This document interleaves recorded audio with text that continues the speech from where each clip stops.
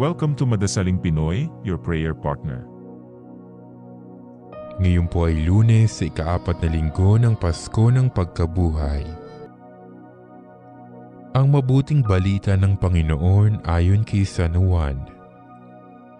Noong panahong iyon, sinabi ni Jesus, "Tandaan ninyo ito, ang pumasok sa kulungan ng mga tupa nang hindi sa pinto nagdaraan kundi umaakyat sa di dapat pagdaanan ay magnanakaw at tulisan.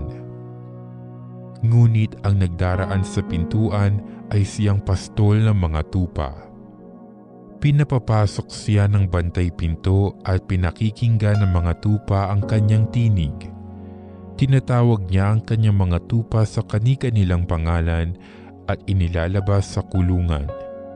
Kapag nailabas na, siya'y nangunguna sa kanila at sumusunod naman ng mga tupa sapagkat nakikilala nila ang kanyang tinig.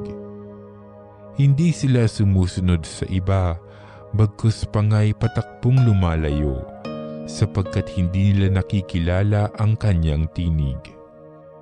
Sinabi ni Jesus ang talinhagang ito, ngunit hindi nila naunawaan ang ibig niyang sabihin.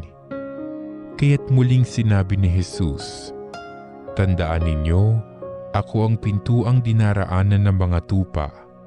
Ang mga nauna sa akin ay mga magnanakaw at mga tulisan, ngunit hindi sila pinakinggan ng mga tupa. Ako ang pintuan. Ang sinumang pumapasok sa pamamagitan ko'y maliligtas. Papasok siya't lalabas at makatatagpo ng pastulan. Kaya lamang pupunta rito ang magnanakaw ay upang magnakaw, pumatay at magwasak. Naparito ako upang ang mga tupay magkaroon ng buhay. Isang buhay na ganap at kasiya-siya."